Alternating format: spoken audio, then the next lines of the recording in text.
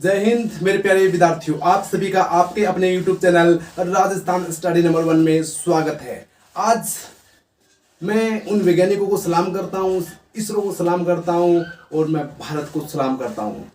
इसरो के वैज्ञानिकों के लिए मैं कहना चाहूँगा कि अभी तो हमने शुरू किया है, अभी तो इम्तिहान बाकी है। अभी तो हमने शुरू किया है, अभी तो इम्तिहान बाकी है। अभी तो नापी है मुट्ठी भर जमीन हमने, अभी तो पूरा आसमान बाकी है। इसी के साथ मैं आपको आज, आपने थंबनेल में देखा होगा कि किसका हम जिक्र करने वाले हैं। आज हम जिक्र करने वाले हैं आदित्य L1 के बारे में। आप के मन में सवाल आ रहा होगा कि आदित्य L1 है क्या। आदित्य L1 प्यारे विद्यार्थियों, मैं बता देना चाहता हूँ, प्यारे जितने भी जो व्यूअर्स हैं जो देख रहे हैं इस वीडियो को, आदित्य L1 एक सूर्य मिशन है। मतलब भारत का पहला सूर्य मिशन जो पहली बार सूर्य के बारे में अध्ययन करने जा रहा है भारत की धरती से। ये पहला सूर्य मिशन है भारत का, पहली बात आपको याद रखना है। और आज जो आदित्य L1 है वो सक्सेसफुली लॉन्च हो चुका है और इसके लिए मैं इसरो को बहुत बहुत बधाई देता हूँ, पूरे भारत को बधाई देता हूँ, क्योंकि ये L1 आदित्य L1 है, ये भी चंद्रयान 3 की तरह कामयाब जरूर होगा। अब इसमें कुछ जो डाउट है बच्चों को, इसमें कुछ डाउट है, वो डाउट आपको मैं क्लियर कर देना चाहता हूँ कि पहली बात, ये भारत का पहला सूर्य मिशन है, स्वदेशी मिशन है और भारत एशिया का पहला देश है जो सूर्य की खोज करने जा रहा है। दूसरी बात, जो ये सूर्य आदित्य L1 मिशन है, ये है चंद्रयान 3 की तरह है। जैसे चंद्रयान 3 ने सूर्य पर लैंड किया था, वैसे ये आदित्य L1 है वो सूरज पर लैंड नहीं करेगा। यह सूरज से बहुत दूर पहले ही L1 पॉइंट पर जाकर वहीं से ही क्या करेगा, सूर्य का अध्ययन करेगा। ये बात भी आपको याद रखनी है। और चंद्रयान जो 3 है उसमें उसने क्या किया था, लैंड किया था। और बता देता हूँ, जो आदित्य L1 है वो कितनी डिस्टेंस दूरी तय करेगा, तो याद रखना आदित्य L1 1.5 मिलियन दूरी तय करेगा। यानी सूरज से पृथ्वी की दूरी है वो कितनी है, 15 करोड़ किलोमीटर है। और उसमें आज इसको PSLV रॉकेट एक्सेल से लॉन्च किया गया, सतीश धवन श्रीहरिकोटा से। और मैं बात करता हूँ, जो रॉकेट है उसकी लंबाई 44 मीटर थी, इसमें 6 बूस्टर लगे हुए थे और ये 4 फेज की एक रॉकेट होती है, ठीक है। और बात कर लेता हूँ मैं इस आदित्य L1 के बारे में। ये आदित्य L1 है, इसका टोटली खर्च है वो 378 करोड़, लगभग 400 करोड़ के करीब इसका खर्च आया है। और बात कर लेता हूँ इस आदित्य L1 के बारे में, जितने भी आपके सामने मस्तिष्क में सवाल उठ रहे हैं कि ये आदित्य L1 है वो सूरज पर जाएगा, सूरज पर लैंड करेगा, नहीं, आज तक ऐसा कोई भी मिशन नहीं बना है, नहीं लॉन्च हुआ है जो कि सूरज पर जाकर लैंड करे। ये सूरज से पहले ही 101.5 मिलियन यानी 15 लाख किलोमीटर तक जाएगा और उसके बाद वहीं से सूर्य का अध्ययन करेगा, सूर्य के करीब नहीं जा सकता। बात करते हैं तो करीब कोई आदित्य L1 नाम क्यों दिया गया है इसको, ये भी प्रश्न आपके मन में आ रहा होगा। तो आदित्य का मतलब होता है सूर्य। आदित्य का मतलब, आदित्य एक संस्कृत शब्द है जिसका अर्थ होता है सूर्य, यानी सूर्य का पर्यायवाची शब्द क्या है, आदित्य है। अब ये L1 का लफड़ा क्या है, इसी को भी मैं समझाने वाला हूँ।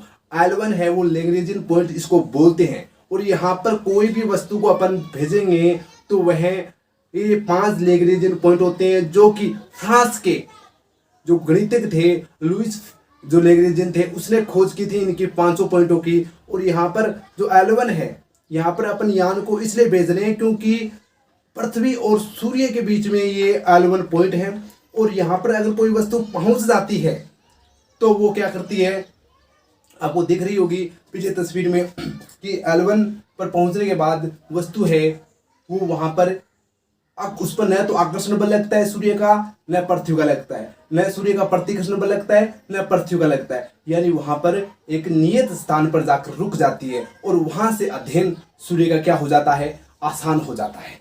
तो मेरी बात आपको समझ में आई होगी। ये था L1 का, और 5 L1 पॉइंट है। L1 1 2 3 और 4 5, ये 5 पॉइंट है। अब बात कर लेते हैं, हो गया बात आदित्य L1 के बारे में। अब मैं बात करता हूं कि आदित्य L1 जो मिशन है, इसको लॉन्च किसके द्वारा किया जाएगा। ठीक है, इसको लॉन्च किसके द्वारा किया जाएगा, तो इस रॉकेट का नाम क्या है, यह भी आपको पता होना चाहिए। तो आदित्य L1 है, उसको जो रॉकेट हमारी है PSLV XL के द्वारा लॉन्च किया जाएगा, जिसको C-57 भी कहा जाता है। PSLV की full form polar satellite launch vehicle है, जिसमें 6 बूस्टर होते हैं और 4 स्टेज होती हैं। आई बात समझ में। और इसकी जो ऊंचाई है वो कितनी है, 44 मीटर है। 44 मीटर की ये PSLV रॉकेट है, जो कि सूर्ययान को ले जाएगी। अब बात कर लेते हैं किसकी, आदित्य L1 के बारे में और ज़्यादा, यानी आदित्य L1 में और क्या चीज़ें हैं, ये जहाँ वहाँ पर जाकर क्या करेगा, किसकी खोज करेगा, हमको क्या फ़ायदा होने वाला है, ये सारी की सारी बातें मैं आपको आगे बताने वाला हूँ। आदित्य L1 जो मिशन है, भारत का पहला स्वदेशी मिशन है। इसमें 7 पेलोड्स लगे हुए हैं। क्या लगे हुए हैं, 7 पेलोड्स लगे हुए हैं, मतलब 7 प्रकार के उपकरण लगे हुए हैं, मशीनें लगी हुई है। और वही मशीनें क्या करेगी, वहां पर सूर्य का क्या करेगी, अध्ययन करेगी।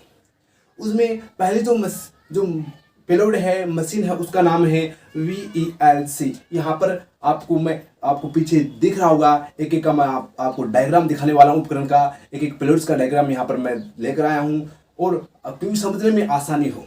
ठीक है, तो VELC यानी विजुअल इमिशन लाइन क्रोनोग्राफी, इसका फुल फॉर्म है VELC का। और ये करेगी क्या, ये क्रोनोग्राफी मतलब जो सूर्य की जो बाहरी परत है, आवरण है कोरोना, उसकी क्या करेगी, जांच करेगी, उसके बारे में अध्ययन करेगी और इसरो को सूचना देगी। आई बात समझ में। दूसरी जो पेलोड्स है उसका नाम है सूट, SUIT, जो आपको दिख रही है। और सूट का काम क्या है, सूट की पहले तो मैं आपको फुल फॉर्म बता देता हूँ। Solar ultraviolet imaging telescope. तो सोलर अल्ट्रावायलेट इमेजिंग टेलीस्कोप है, ये क्या करेगी, जो कोरोना है उसके नीचे जो लेयर है सूर्य की, क्रोमोग्राफी जो फोटोस्फीयर और क्रोमोस्फीयर है, जो 2 परत हैं, फोटोस्फीयर और क्रोमोस्फीयर, उसका अध्ययन करेगी। ठीक है, उसका अध्ययन करने वाली है। आई बात समझ में, कौन करेगी, सूट पेलोइड यानी सूट उपकरण, इसका अध्ययन करेगा, फोटोस्फीयर और क्रोमोस्फीयर का। उसके बाद 2 प्रकार की क्या है, अक्सरे तरंगे, अक्सरे जो स्पेक्ट्रोमीटर है वो भी भेजे गए हैं। कौन, हाई एनर्जी L1 ऑर्बिटिंग जो स्पेक्ट्रोमीटर है, एक है सोलर लो एनर्जी अक्सरे स्पेक्ट्रोमीटर है। ये दोनों ही क्या करेंगे, ये दोनों ही जो सूर्य से निकलने वाली जो तरंगे हैं उनका अध्ययन करेंगे। उनका क्या करेंगे, पहले तो अध्ययन करेंगे।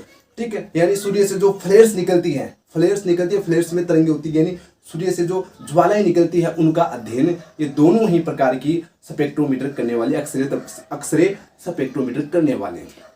अब कितने उपकरण हो गए, 4 पेलोइड्स मैंने बता दिए। एक होता है मैग्नेटिक, जो मैग्नेटोमीटर है, ये सूर्य और जो ग्रह होते हैं उनके मध्य जो चुंबकीय फील्ड है, मैग्नेटिक फील्ड है, उसका अध्ययन करेगा। 5 उपकरण हो गए। जो 6 और 7वां उपकरण है वो और आपको मैं बताने वाला हूं। एक का नाम है एस्पेक्स, एक का नाम है पापा। यानी एस्पेक्स, पापा का मतलब होता है PAPA, यानी PAP का मतलब, जो PAP है उसका फुल फॉर्म क्या होता है, plasma analyser with particles for Aditya. यानी ये क्या करेगी, सूर्य में जो प्लाज्माएं हैं, सूर्य की जो प्लाज्मा है, सूर्य किरणों में जो प्लाज्मा है, सूर्य का जो आवरण, प्लाज्मा का आवरण है, उसका अध्ययन ये पेलोइड्स उपकरण करने वाला है। एस्पेक्स है, एस्पेक्स आपको याद रखना है, एस्पेक्स 2 सब सिस्टम से मिलकर बना होता है। एक तो स्विस, ठीक है, एक का नाम क्या है, स्विस है, और एक का नाम है स्टेप्स। इन दोनों से मिलकर है वो एस्पेक्स बना हुआ है। ठीक है, एस्पेक्स बना हुआ है, जिसका नाम अपन बोलते हैं, एस्पेक्स का फुल नाम क्या है, Aditya solar, ASPEX Aditya solar particles with particles जो एक्सपेरिमेंट है।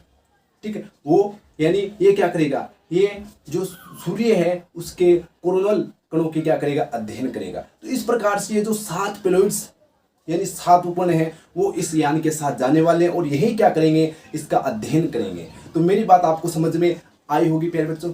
तो इस प्रकार से अपन ये सूर्य का अध्ययन करने वाले हैं, यानी सूर्य का कोरोना यानी बाहरी आवरण है, उसकी जो आंतरिक 2 स्तरें हैं, फोटोस्फीयर और क्रोमोस्फीयर, उसका अध्ययन करने वाले हैं। और इसका मुख्य उद्देश्य क्या है, यानी सूर्य से क्या निकलते हैं, CME यानी कोरोनल जो मास इजेक्शन है वो निकलती है। अब ये कोरोनल मास इजेक्शन क्या होती है, ये एक प्रकार की ज्वालाएं होती है, भूकंप होते हैं जो सूर्य है उससे निकलते हैं। और ये क्या करता है, ये अंतरिक्ष में प्रवेश कर जाते हैं। जो CME है, कोरोनल मास इजेक्शन है, ये यहाँ पर अंतरिक्ष में प्रवेश कर जाते हैं और अंतरिक्ष में जो पृथ्वी के सैटेलाइट्स होते हैं उनको नुकसान पहुंचाते हैं, यानी हमारी संचार व्यवस्था को बिगाड़ते हैं। और यही इसका ही समाधान ढूंढने के लिए विश्व ने क्या किया है, सूर्ययान को भेजा है, यानी ताकि पहले से ही पता चल जाए कि कहाँ पर है वो CME उत्पन्न हुआ है,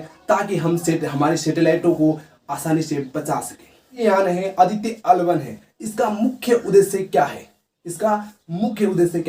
तो इसका मुख्य उद्देश्य भी आपको मैं समझा देता हूँ। तो सूर्य का जो आवरण है, जो सूर्य का बाहरी मंडल है, उसका अध्ययन करना है।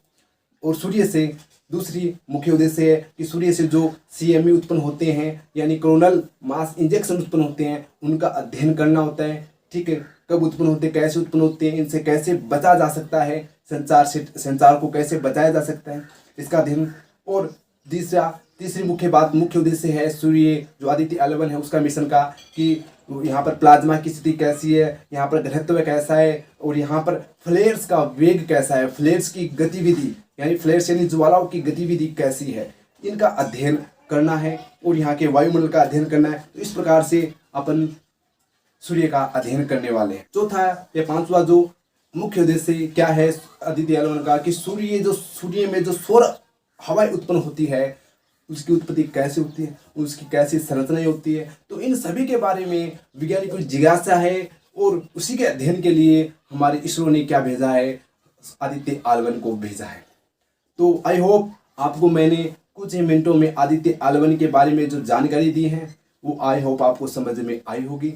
ठीक है, और मैं इसी प्रकार से तो इसरो को सलाम करते हैं। सभी दुनिया में आज हमारा इसरो छाया हुआ है, उनकी मेहनत छाई हुई है, उनका विश्वास छाया हुआ है और उनकी मेहनत को हम सलाम करते हैं। तो आप ज़्यादा से ज़्यादा इस वीडियो को लाइक करें, शेयर करें। जय हिंद, धन्यवाद।